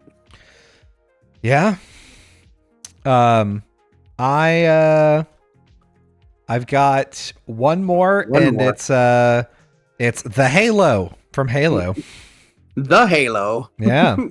The fact that the Halo was gonna blow up and just destroy all everything in order to try and kill the Flood. And you're like, wait, that seems like a bad thing, actually. I gotta stop that. Hold on a minute, that's not good for anybody. The whole time you're like, I gotta get to the Halo so that I could, I can use the Halo to destroy the stuff. And then you get there and you're like, oh, actually, this bad. I gotta stop this. So, like, what I never got, I guess, because I haven't played Halo in a long time, mm-hmm. is Halo like a weapon just floating in space, or what is it? Because it has like organic life, like mountains and shit. Yeah, it is. It is just a giant space bomb, and there are a number of Halos. And if you blow up one, the idea is that the explosion is going to be so big, it's going to set off the other Halos. They're all going to blow up and destroy all the Flood. Why did they leave these things floating in space, knowing they're such a big threat? To destroy the Flood. They're like, if the Flood ever becomes a big thing again, you're going to have a way to exterminate them. This is the solution. Kill everyone. Yeah, race existence. That's fine. Nothing means anything. Yeah, it's fine. It's all good. Don't worry about it. That's not good at all. That seems like a not a big plot hole, but like a big, I don't know. Like anyone at any time could just go to Halo and blow everyone up. Yeah, well, you got to get all the codes. You got to do all the stuff that Master Chief did, and no one's Master Chief, so it's just Master Chief. Just put bombs all over the outside of the Halo and blow it up. It'll something will happen. Honestly, just fucking drive a spaceship into it, probably work. So yeah, I don't know. Hey, kudos to you. I mean, that's a all right twist. I think it's a pretty good twist. I liked it. I was like, oh, all right, who knew? Honestly, when I played Halo, I gave two shits about the story. I just wanted to shoot. I just wanted to shoot. So at the end of the game, when you're like driving the car out of the facility, you were like, I skipped all those cutscenes. I just need to drive. I didn't skip all the cutscenes, but I was like, oh shit, the flood. Oh, and then like, I don't know. And then Guilty Spark was like doing a bunch of talking, and you were like, I've got something to eat. Actually, I'm gonna. Oh, I can play again. Nice. I was like 12 when I played the game. Yeah, that's like, fair. I haven't played it since. I played it when I got my Xbox, and I was trying to get through it quick because I didn't get Xbox when Halo came out first. I got it when Halo 2 came out.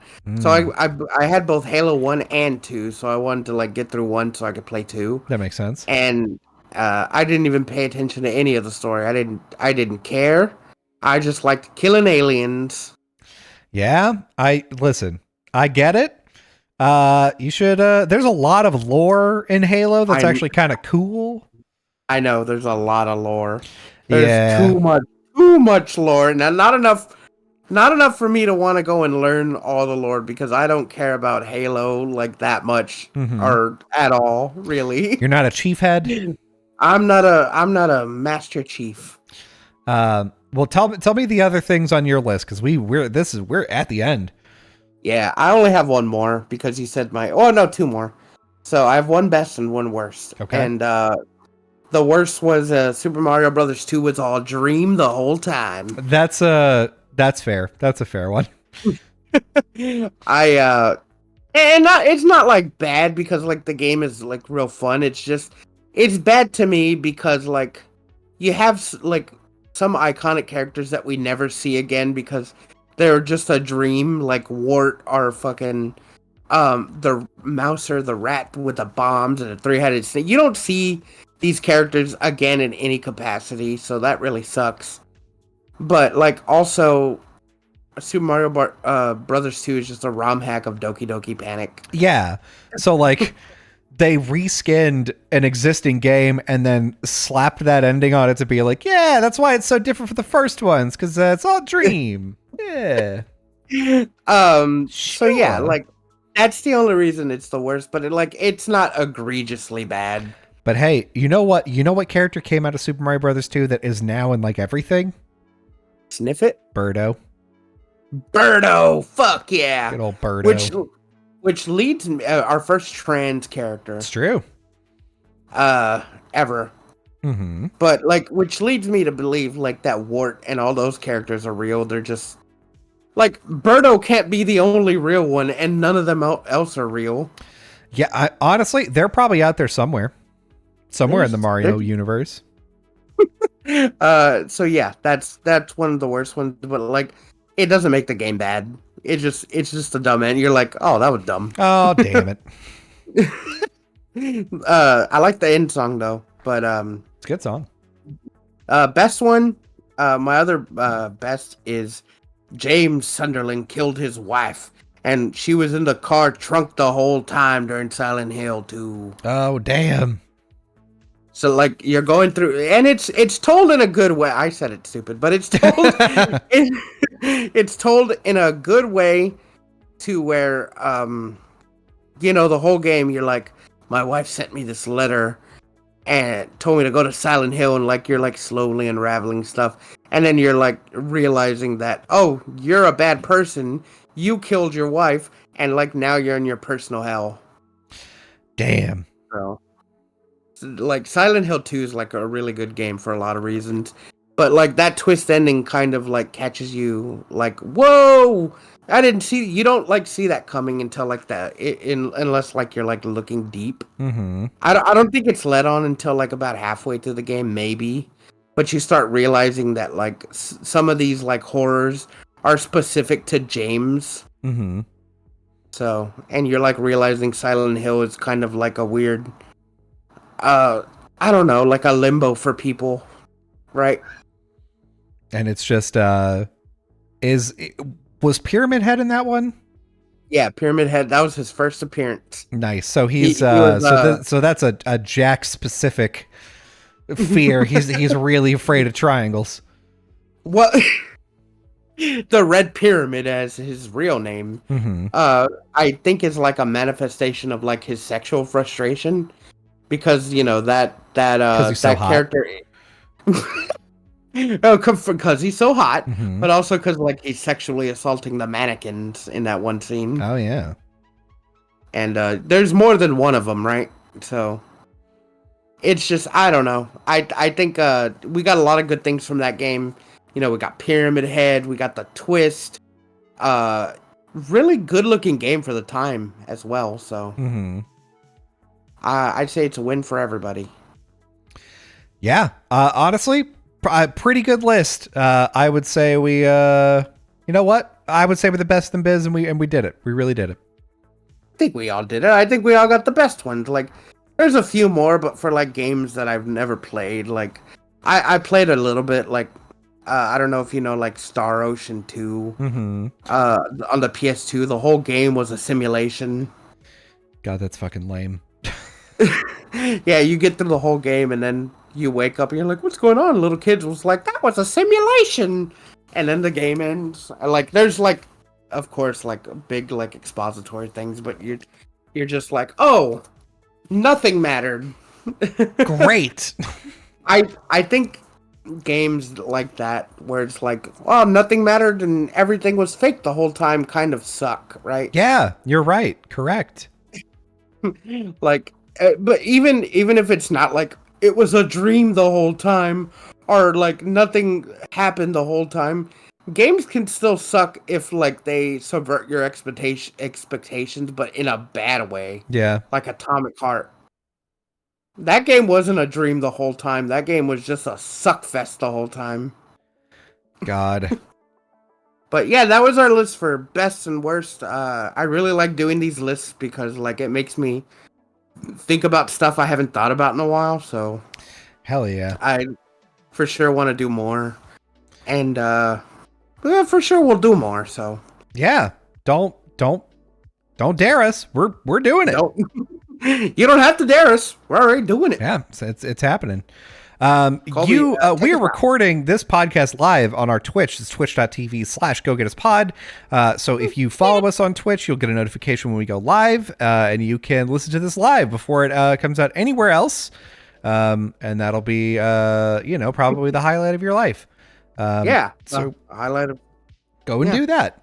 go and do that. If you want to listen to the audio version of this podcast, it comes out every Wednesday at 5 a.m., so you have something to listen to on your drive. But if you can't catch the stream, but you want the live visuals, you could always listen to us on YouTube. Comes out at 2 p.m., same day that the audio podcast does, which, by the way, audio podcast is on every podcast platform that you can imagine, except for Stitcher, because Stitcher doesn't exist anymore. Yeah, that's dumb. It's dumb, and we hate it. Also on our YouTube, you can find our YouTube shorts, same as our TikToks, and we are starting to back up, and good golly, Jeebus, everything's great. Everything's turning Millhouse. That's right. Fucking yeah, go and do all that. Takes literally no money to subscribe, follow, like, and leave a comment. Just do all that. It's because free. You love us. It's free, and you love us so much. I'm just saying. But like I tell you in every episode, here's what I want you to do. Mm-hmm. Tell me. I want you to go back to your childhood home, right? want you to go back to your home that you lived in as a child. Bring it on home, baby. Because you got a mysterious message telling you to go back. And I want you to fight your inner demons and figure out your troubled past. And then right when you get to the end and you confront your demons face to face, I want you to wake up and realize it was a dream the whole time. Now go get him. Go get him, even if it's pointless and everything in life is pointless.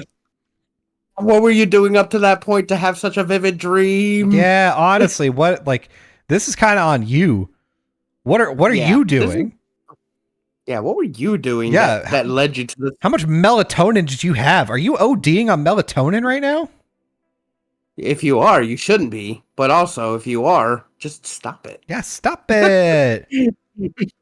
God, don't be stupid. How vivid is your imagination that like you're in this hellscape and like you confront everything, like you have meaningful connections and whatever. Like this is like a 60-hour plus RPG that you're living in your dream. And then like right when you beat the boss and like years later you've sat there with your love interest and you had kids and shit, and then one day you wake up and realize it was a dream. How shitty. Right? How shitty. Yeah, I mean, to be fair, I have had dreams that have been like multi-part, gone across different days, recurring characters, fourth wall breaking shit. So like, that's not out of the realm of possibilities for me. But God, that would suck. Yeah, but I'm talking about like Chronicles of Narnia level of like living your like whole life. Like, see, those kids, they were kids when they went to Narnia. They were old and gray, and then they came back out of the cupboard and they were kids again. Like that's hell, dude. Yeah, going through puberty again. Yeah, they're back. Well, now they can get they got the deets on the stocks, so they're gonna be rich babies. Stocks, diamond hands. They were in a fantasy world. Go get them. Go get them.